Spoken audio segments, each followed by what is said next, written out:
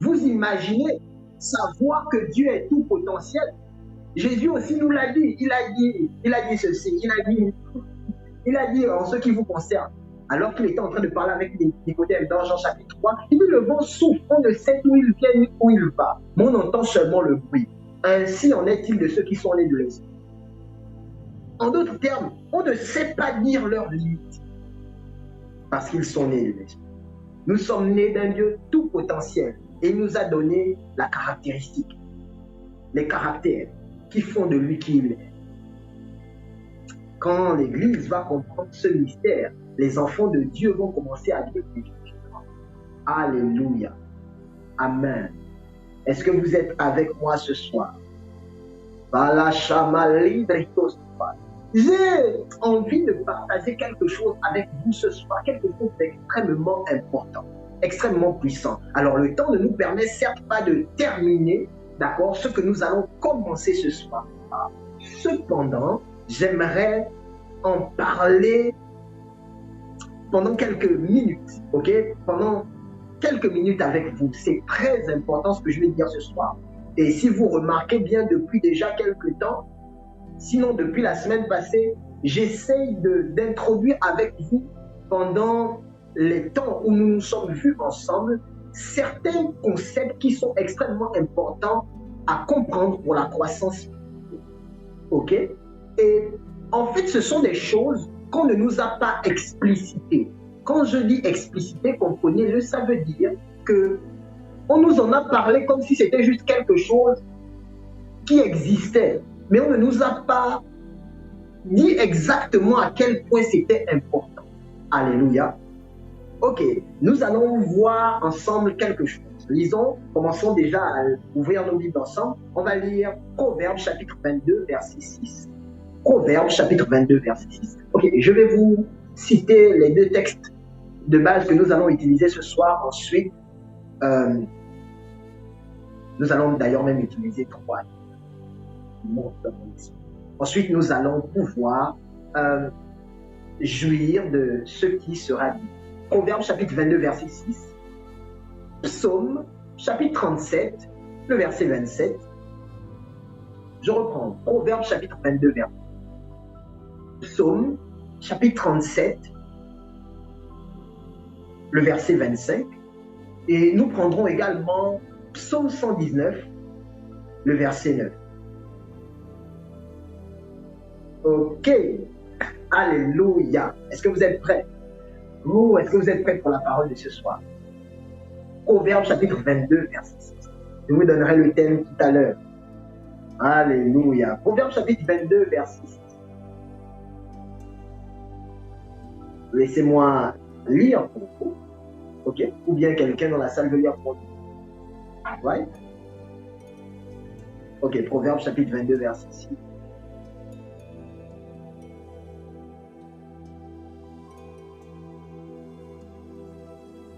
Proverbes chapitre 22, verset 26. Verset 6. Oui. Instruis l'enfant selon la voie qu'il doit suivre, et quand il sera vieux, il ne s'en détournera pas. Instruis l'enfant selon la voie qu'il doit suivre, et quand il sera vieux, il ne s'en détournera pas. Que Dieu te bénisse abondamment. Merci pour ta lecture. Instruis l'enfant selon la voie qu'il doit suivre, et quand il grandira, il ne s'en détournera pas. Ok. Ouvrons nos Bibles aussi dans Proverbes chapitre 37. Proverbes chapitre 37. Psaume, merci. Psaume chapitre 37, le verset 25. Psaume chapitre 37, le verset 25. Qui n'est écrit: j'ai été jeune, j'ai vieilli, et je n'ai point vu le juste abandonné, ni sa postérité mendiant son pain. Voici l'homme de Dieu fait un constat. Ok? Il dit: j'ai été jeune et j'ai vieilli. Je n'ai point vu le juste abandonné, ni sa descendance mendiant son pain. Alléluia. Prenons le dernier texte, Psaume 119. Psaume 119. Psaume 119. Le verset 9. Oh, ce sont des textes que vous connaissez, je le crois.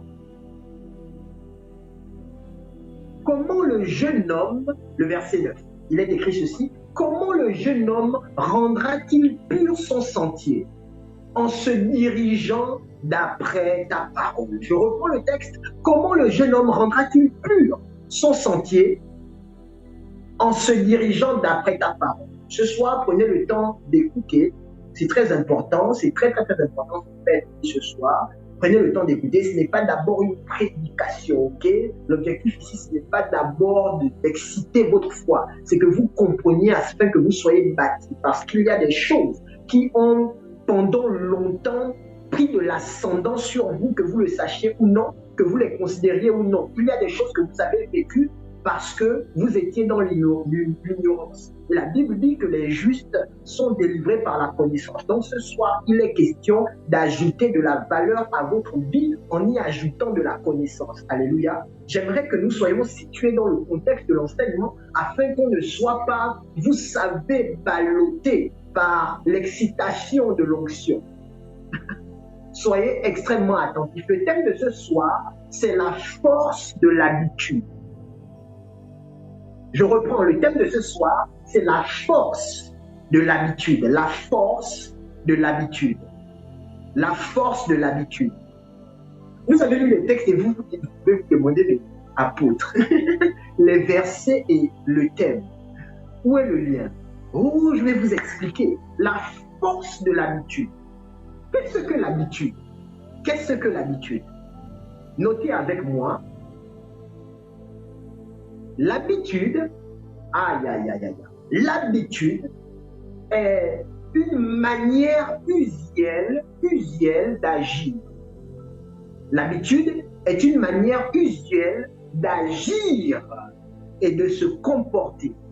L'habitude est une manière usuelle d'agir. En d'autres termes, c'est la façon avec laquelle nous faisons les choses, ou c'est ce que nous faisons continuellement. L'habitude est une manière usuelle d'agir. C'est comme ça que j'agis souvent, donc c'est mon habitude. La force de l'habitude. Vous remarquerez dans la Bible, lorsque on a présenté Goliath devant l'armée, Goliath de Gath, devant l'armée, on dit ceci de Goliath. Tout le monde avait peur parce qu'il faisait 2 mètres de haut, mais ils avaient aussi peur parce que, vous savez ce qui est dit, il est un soldat depuis son jeune âge. En d'autres termes, l'art de la guerre, il la connaît depuis qu'il est petit. Il a eu le temps de s'habituer à l'art de la guerre. En d'autres termes, un soldat naturel, un soldat qui s'est enrôlé, ne pourrait pas le battre, ne pourrait pas le vaincre. Parce que c'est quelqu'un qui a été habitué au rythme, aux habitudes, enfin, habitué aux choses de la guerre. Il les maîtrise, il maîtrise les concepts, il connaît les tenants et les aboutissants. Alléluia. C'est un homme expert. Parce que par son habitude, il est devenu expert. C'est un homme expérimenté. Pourquoi? L'habitude. L'habitude. L'habitude. Il y a beaucoup de choses qu'on vous a dit en Christ qui sont vraies, mais pas totalement. Il y a beaucoup de choses qu'on vous a fait croire en Christ qui sont vraies, mais pas totalement. Et vous savez, le problème avec les vérités partielles, c'est qu'elles sont des mensonges. Les vérités partielles sont des mensonges. Mais faites très attention. En réalité, les vérités partielles sont des vérités totales pour certains niveaux dans l'esprit. Et elles deviennent mauvaises, simplement mauvaises, quand on grandit dans l'esprit. Et beaucoup de gens ont du mal à shifter dans l'esprit à cause des vérités partielles qu'ils ont entendues pendant longtemps. Alléluia. Ok, la force de l'habitude. Écoutez attentivement ce que je suis sur le point de dire maintenant. Lorsque vous êtes arrivé en Christ, avant d'y arriver, vous aviez des habitudes. Vous aviez des habitudes. Et les habitudes, vous devez le savoir. s'attachent à la chair. Écrivez avec moi, les habitudes s'attachent à la chair. Vous devez le comprendre, c'est une loi spirituelle.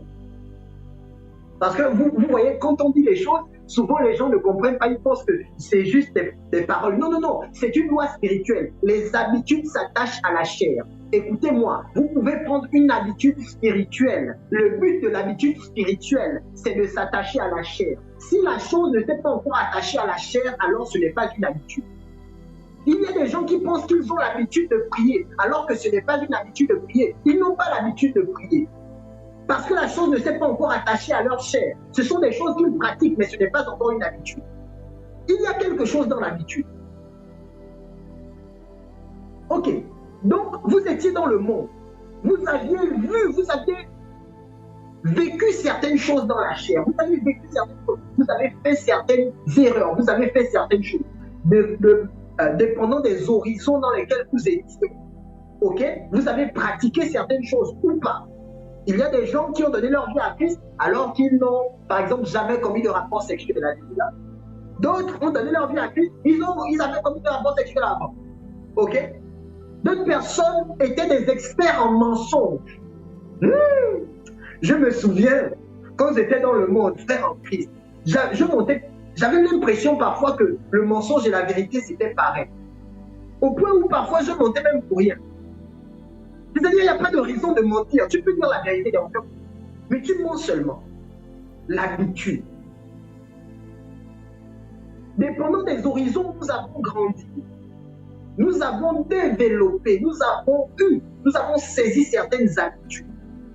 Ok? Et ces habitudes se sont attachées à notre chair. Quand l'habitude s'attache à la chair, elle devient un caractère. Je reprends ce que je dis. Quand l'habitude s'attache à la chair, elle devient un caractère. Ça veut dire que vous pouvez être identifié comme cela. C'est la raison pour laquelle, vous voyez, vous avez pris l'habitude de pécher et on vous a appelé pécheur. Ok. Ici, je ne parle pas de la nature, je parle des actions. Ok. Comprenez, les uns étaient pécheurs par nature, et puis ils connaissaient des actions, et puis on les a appelés des pécheurs à cause des actions. Ok? Donc, en fait, les habitudes que vous avez développées et qui deviennent attachées, qui s'attachent à votre chair, deviennent des caractères. C'est comme ça qu'il y a des gens qu'on appelle menteurs, d'autres qu'on appelle voleurs. Ce n'est pas parce qu'il a volé. Parfois, c'est parce qu'il a l'habitude de voler. Et donc, on le caractérise de voleur. Mais le caractère est une marque. C'est un signe distinctif. Donc, ce n'est pas simplement une action qu'on commet. J'espère que vous comprenez ce que je dis parce que c'est très important. Donc, les habitudes d'hier sont devenues des caractères d'hier. Quand vous êtes arrivé en Christ maintenant, qu'est-ce qui s'est passé quand vous êtes arrivé en Christ? Vous avez dit, non, je ne veux plus être comme ça. Je ne veux plus vivre comme ça. Je ne veux plus marcher comme ça. Je ne veux plus agir comme ça. C'est ce que vous avez dit. Pourquoi? Parce que votre esprit a été illuminé par Christ. Il dit que votre esprit soit inondé de lumière. Ok?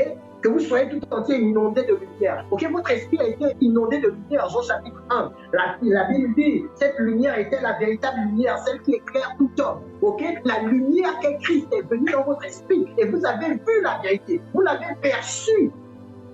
Vous êtes au courant de la vérité. Vous la connaissez maintenant. Dans votre esprit, vous voulez plaire à Dieu. Dans votre esprit, vous voulez jouir de Dieu. Et puis vous avez commencé à marcher dans la crainte, dans le tremblement, en ce qui concerne Dieu. Et puis vous remarquez quelque chose en avance. Qu'est-ce que vous remarquez? C'est étrange. Pourtant j'aime Dieu, mais parfois il me demande de prier, et puis je ne prie pas. C'est étrange. Pourtant j'aime Dieu, votre amour n'est pas remis en question. Pourtant j'aime Dieu. Il m'a dit de jeûner pendant une semaine. J'ai commencé pendant 5 jours. mais je n'ai pas terminé les 7 jours. C'est étrange. Dieu s'attend à ce que je passe toutes les nuits de prière. C'est une exigence dans le monde spirituel actuellement à cause de la saison. Mais je n'arrive pas à le faire. Mais Seigneur, pourquoi je peux écouter ton conseil? Pourquoi je peux écouter ta voix? Pourquoi je peux entendre ce que tu dis, mais ne pas pratiquer exactement ce que tu dis? Seigneur, pourquoi les choses du passé ont tendance à faire éruption dans ma vie avec toi? Pourtant, je suis disposé, mon esprit est disposé à faire les choses. Ce qu'on vous a dit, c'est que la chair est faible. L'esprit est bien disposé, la chair est faible. Et puis on s'est arrêté là. Laissez-moi vous expliquer. Donc même on leur a fait croire que c'était la présence d'esprit méchant. Écoutez-moi.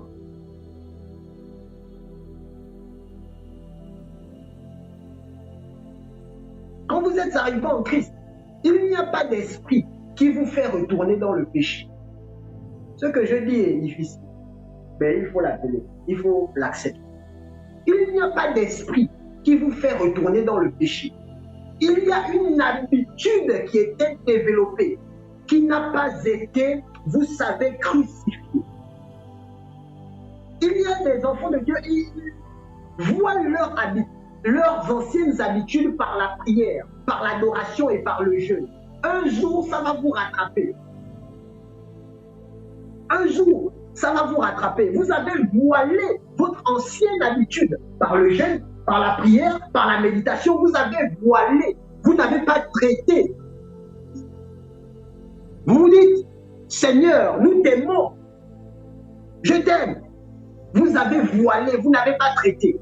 Vous allez constater que l'habitude a une force qui ne dépend pas, qui ne considère même pas la Bradi Fazouza, le fait que votre esprit soit au courant de la vérité. L'habitude a une force qui ne considère pas le fait que vous vouliez vous-même, Chali Marias, marcher avec Dieu. L'habitude a une force qui fait en sorte même que vous aimez Dieu, mais elle revient, elle revient pour vouloir porter atteinte à tout ce que vous avez connu, rencontré de Dieu depuis longtemps. Il y a des gens qui ont passé plusieurs années dans le Seigneur. Et puis la force de l'habitude est revenue. Elle a manifesté sa force. La force de l'habitude. Vous avez pris l'habitude de pleurer. Vous avez pris l'habitude de vous lamenter. Vous avez pris l'habitude de ne pas prier. Vous avez pris l'habitude. Et ce sont les habitudes, les anciennes habitudes qui luttent contre vous. Écoutez, l'apôtre Paul ne parle pas d'esprit. Il dit c'est la chair. Il dit la chair. Il dit la chair. Il dit la chair. Écoutez-moi bien. C'est très important ce que je dis. J'ai bien dit que l'habitude avait une force. Je n'ai pas dit que la chair a une force. Vous me suivez? Parce que la chair est neutre. Bien sûr, la chair prend la direction qu'on lui donne. Sachez-le, quand vous étiez dans le monde, votre chair glorifiait le péché. Maintenant que vous êtes arrivé en Christ, votre chair doit glorifier Dieu. 1 Corinthiens chapitre 6, verset 18 à 19. Est-ce qu'on peut lire rapidement? 1 Corinthiens chapitre 6, verset 18 à 19. Regardez ce qui est écrit. Il dit, je vais lire pour vous, ne savez-vous pas que votre corps est le temple du Saint-Esprit qui est en vous, que vous avez reçu de Dieu? Il ne dit pas votre esprit, il dit votre corps. Vous voyez, il dit, et que vous ne vous appartenez pas à vous-même, car vous avez été rachetés à un grand prix. Regardez ce qu'il dit après. Glorifiez donc Dieu dans votre corps et dans votre esprit qui appartiennent à Dieu.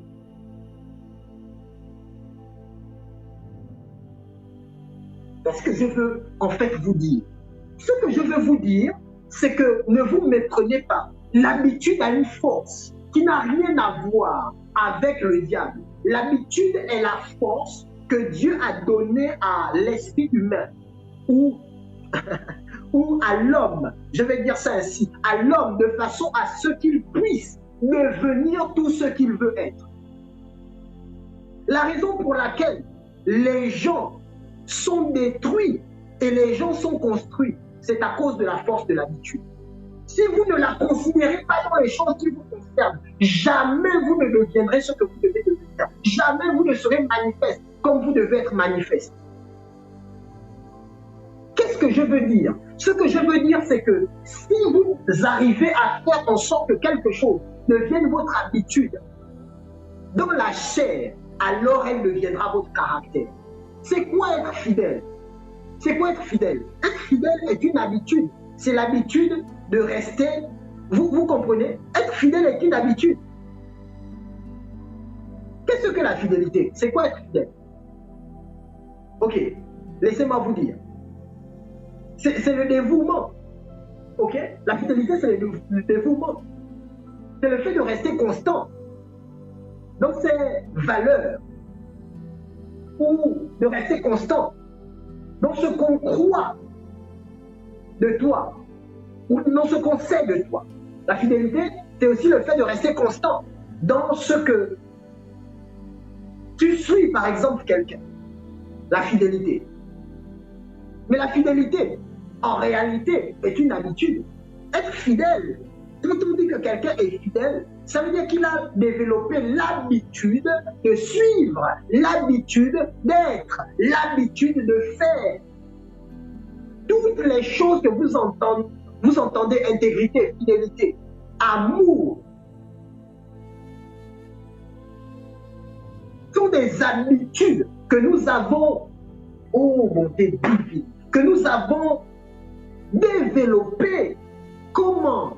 Parce que la chose était déjà en nous. La raison pour laquelle Dieu nous demande de prier, c'est parce que dans notre esprit, il y a l'habitude de la prière. Ce que je dis est assez compliqué. Parfois, vous savez, j'ai envie de dire certaines choses et je me demande si tout le monde peut comprendre ce que je dis. La raison pour laquelle Dieu nous demande d'aimer, c'est parce que dans notre esprit, il y a l'habitude de l'amour. Il y a donc le caractère de l'amour. Il y a donc le fait que l'amour est une marque distinctive en nous. Et donc, il nous dit aimer. Parce que ce qui est déjà dans l'esprit se manifestera dans la chair. Vous comprenez? C'est la raison pour laquelle, quand on était dans le monde, à cause de ce qu'il y avait dans notre esprit, nous avons dû pécher. J'ai dit nous avons dû. Nous n'avions pas le choix. Certains n'avaient pas été soumis à certains environnements. Et donc, ils n'ont pas eu l'opportunité de faire certaines choses. Je dis opportunité, comprenez mon langage. Je parle à la manière des hommes et à la manière des païens. Ils n'ont pas eu l'opportunité de faire certaines choses.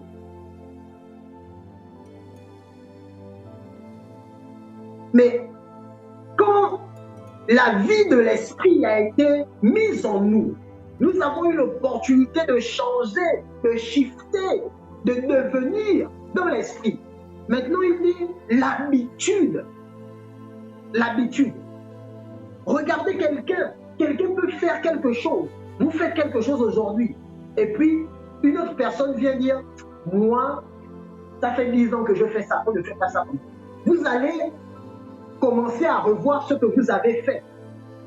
Même si ce que vous avez fait semble bien, vous allez revoir. Pourquoi? Parce que cette personne vous fait voir son expérience. Cette personne n'a même pas regardé en détail votre travail, mais l'expérience de la personne fait que vous regardiez vous-même votre travail avec plus d'attention. Pourquoi? Parce que vous reconnaissez que l'expérience, donc l'habitude développée pendant des années, fait que la personne a un droit légal de dire quelque chose et sa parole doit être considérée. Ceux qui ont développé l'habitude de faire certaines choses peuvent vous dire des choses. Et leurs paroles sont à considérer. L'habitude est la force qui fait que n'importe qui devienne n'importe quoi. On vous a dit de prier. Vous devez le comprendre jusqu'à ce que la prière ne devienne un avec votre chair. Vous n'avez pas encore prié. Vous ne comprenez pas. Écoutez, Écoutez, il dit glorifiez Dieu dans votre esprit et dans votre corps qui appartiennent à Dieu. Ça veut dire que votre corps doit soupirer maintenant après la prière. Si vous n'êtes pas arrivé à ce niveau, vous n'avez encore aucune habitude.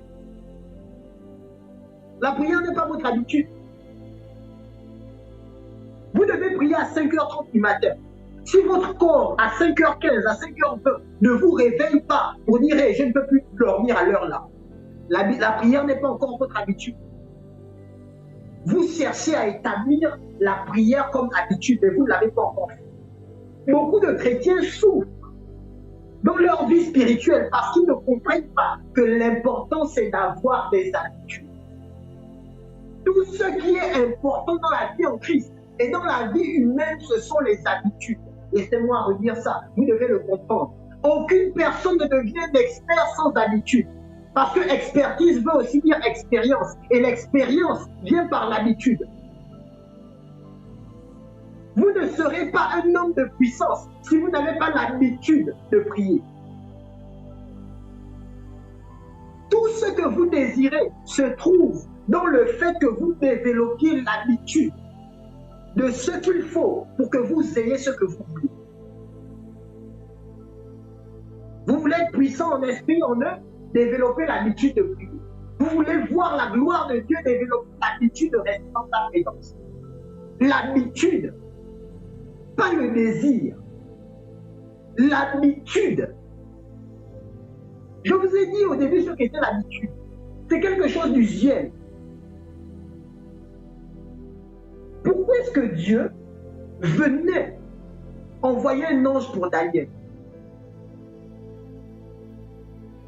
Au point où l'ange, quand il est venu devant Daniel, il a dit, quand tu as parlé, la parole est sortie. En d'autres termes, alors que tu commençais à parler, tu avais déjà été exaucé, j'ai été envoyé, j'ai été dépêché, seulement j'ai été retenu.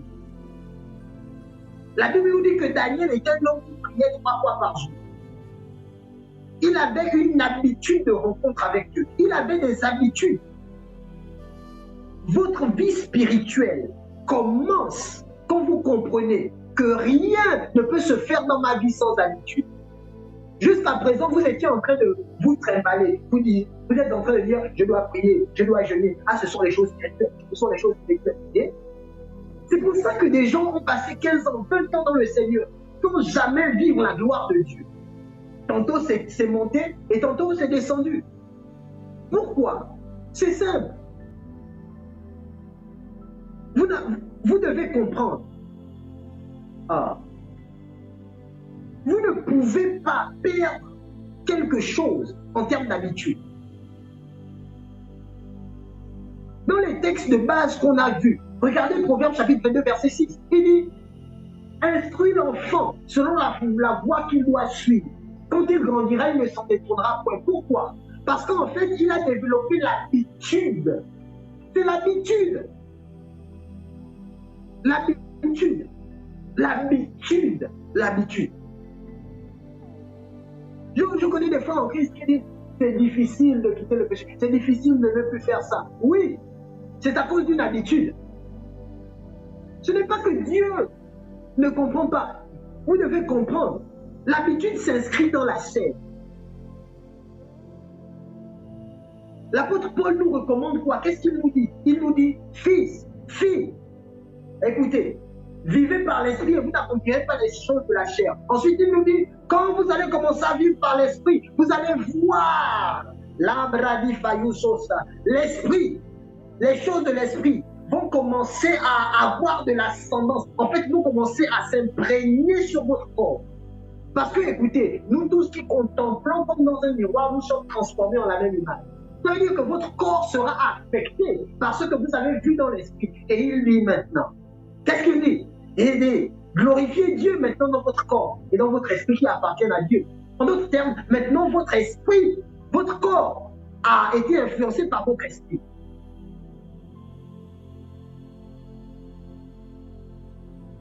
Oh Seigneur.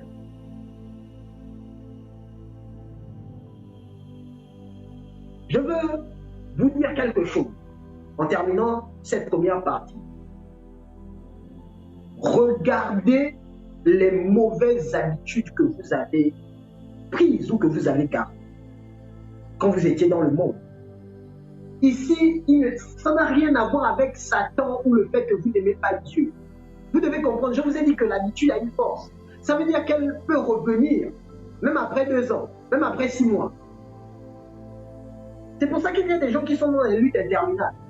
Elle peut revenir. Mais quand vous la traitez, elle ne revient pas. On va voir comment traiter les habitudes la prochaine fois. Mais, écoutez, voici ce que vous devez comprendre. Regardez, localisez ce qui semble être une habitude et qui ne glorifie pas Dieu dans votre vie. Localisez-les. Vous devez les localiser. Vous devez apprendre à vivre une vie chrétienne consciente. La vie chrétienne est une responsabilité. Localisez-les et sachez ceci. Jusqu'à ce que vous n'ayez les bonnes habitudes. Je vous assure, jusqu'à ce que vous n'ayez les bonnes habitudes, les habitudes spirituelles, les bonnes habitudes, vous aurez des problèmes dans la chair. Vous devez avoir les habitudes spirituelles, l'habitude de la prière, l'habitude du jeûne. Il y a des fois en Christ, quand on leur demande de jeûner, ça fait 10 ans qu'ils sont en Christ. Mais quand on leur demande de jeûner, avant de commencer le jeûne, ils disent « Ah, pasteur, c'est fort. Ça fait 10 ans que tu es chrétien. Comment ça fait 10 ans? 10 ans normalement que tu devrais avoir jeûné tous les jours ou au moins une fois par semaine. Comment ça c'est fort 10 ans plus tard? Ça veut dire que pendant les 10 ans, le foi en Christ ne jeûnait pas. Vous me suivez? Parce qu'il devait avoir de l'expérience, une certaine expertise en ce qui concerne le fait de jeûner. On dit au foi en Christ, tu vas diriger la prière de 5h30. Le foi en Christ te dit, ah, papa, 5h30 c'est trop tôt. Hein. C'est difficile, le sommeil est encore doux à l'heure là. Et donc tu n'as pas développé l'habitude de te lever le matin pour prier. Tu attends les programmes de l'église pour prier le matin. Tu n'as pas développé l'habitude. Bonté divine. Ta chair n'est donc pas affectée par l'habitude de prier le matin.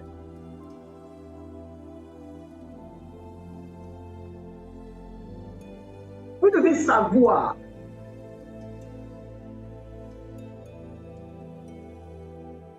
l'habitude fera de vous quelqu'un d'exceptionnel.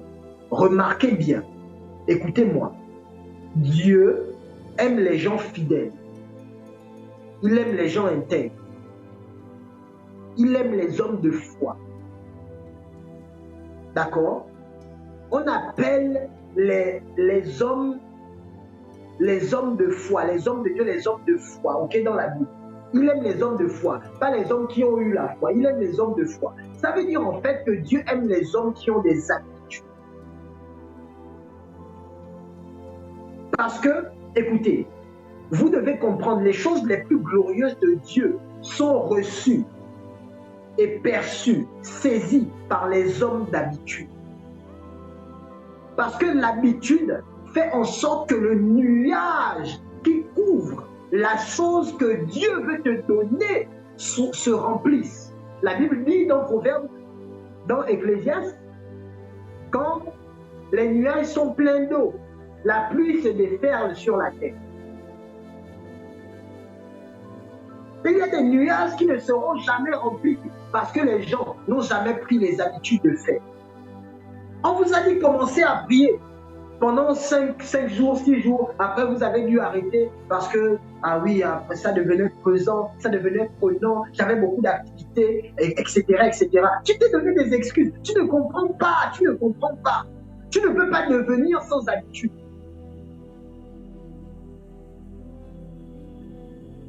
J'ai fini pour ce soir. On va s'arrêter par là. J'aimerais que tu te lèves ce soir.